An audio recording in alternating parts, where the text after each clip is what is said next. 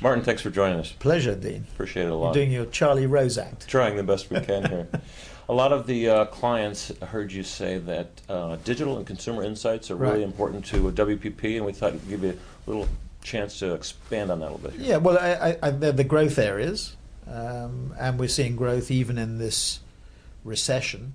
And they're growing, I think, primarily both short-term and long-term because they're measurable. So we used to talk about new markets, and we used to talk about new media, and we used to talk about our research business, but we used to talk about digital and research in the context of being more measurable. It's the old thing that Josh mentioned actually in the conference about, you waste half your advertising. And what we're seeing with the new media and the digital side and the research side of the business, it gives us the opportunity to demonstrate to clients that they can get a return on investment in the short term, in the medium term, and long term. And no board of directors is going to permit people to spend literally billions of dollars on media unless they can demonstrate that there's a tangible rate of return. So it's treated just like capital projects.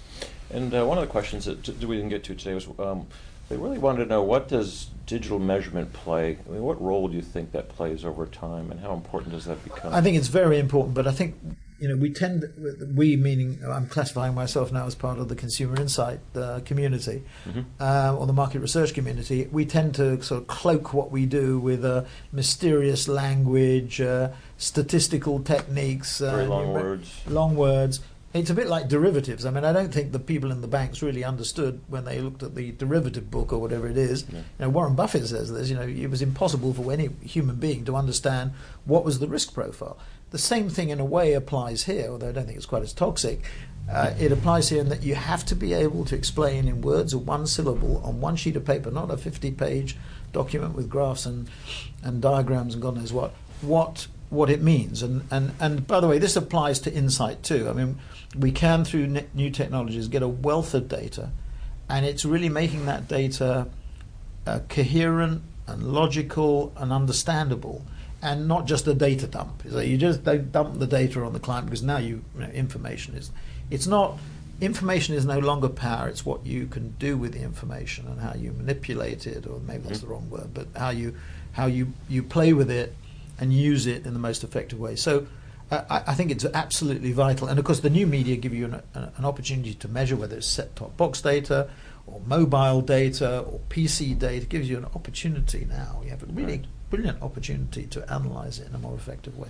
That was one of the follow-on questions from one of the participants, is how is WPP positioned to win and help clients win in this digital media measurement space? So they were kind of digging into Kantar and the future of TNS media and how you guys are. Well, I think we're very well positioned. I mean, I think we have all the pieces, if not all the pieces, many of the pieces. There may be more pieces that we want to bring in, but I think basically the structure is right. The issue is getting everybody to play together.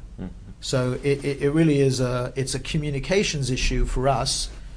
The clients, I think, sort of understand where we are. When we describe our business of consumer insight and link it to media planning, buying, or media investment management, as we call it, it's a much better phrase for it. I like that. Yeah. Or link it to digital. They understand why that's important.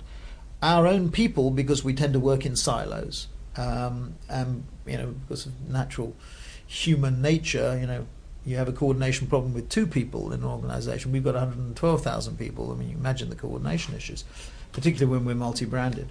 I think what you have to do is to get people to understand the leverage opportunities. And I think with TNS, actually, it's quite interesting. I think the quality of the people in TNS is extremely good, very high.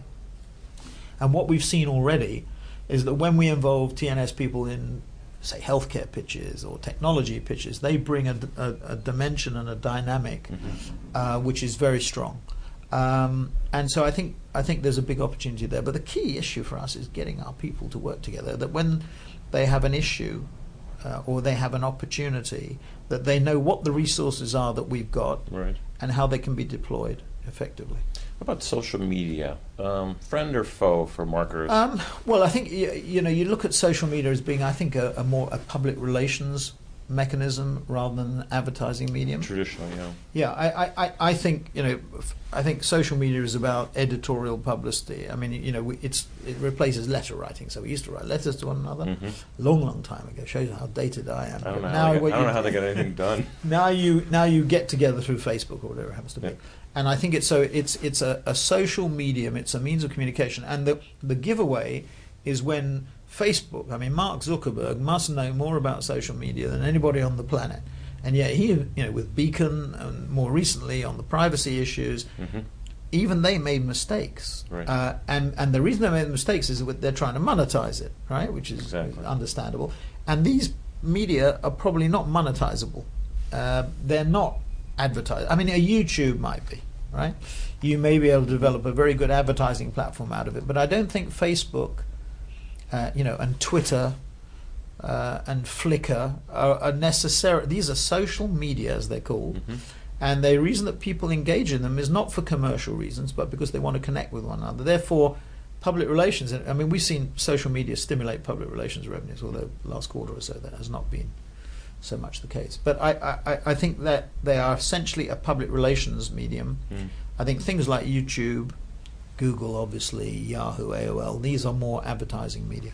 Yeah, it's interesting. Facebook is probably, I think, around $400 million in revenue, and with that. Well, that's what we think it is. But exactly. Nobody really knows. That's what they're signaling. But with that type of, having run internet companies, with that type of girth, that size of audience, they should have a few zeros after that. That's number. right. Yes. So it is still in search of a business model. And well, Mark of course says, and I don't know where Sheryl Sandberg is now up the ante, but Mark says, all all his people have to do is to earn $1 more than their cost. Exactly. yeah. Social media. Well, run as a social media company, and then just on Kantar and TNS Media. Yeah. The more syndicatable types of data monitoring analytics assets. Where do you see that going in the next couple of years in helping clients? Well, I think obviously syndicated or semi-syndicated is significantly better. I think obviously than custom, and certainly you see that in the margins. And I think finding systems, or World Panel, right? Finding systems that clients can use and that can be replicated very easily is a much better business in a sense than custom, where you have to reinvent the wheel all the time. So I think building syndicated data services on a more comprehensive basis is really where we should push Kantar plus TNS further. And Eric's doing that, and that will happen. Millward Brown to me in a way is a semi-syndicated business. RI and TNS are the custom piece of it, obviously much more custom orientated. But I do the syndicated services that's where frankly the margins are, and that's where I think the greater opportunities are.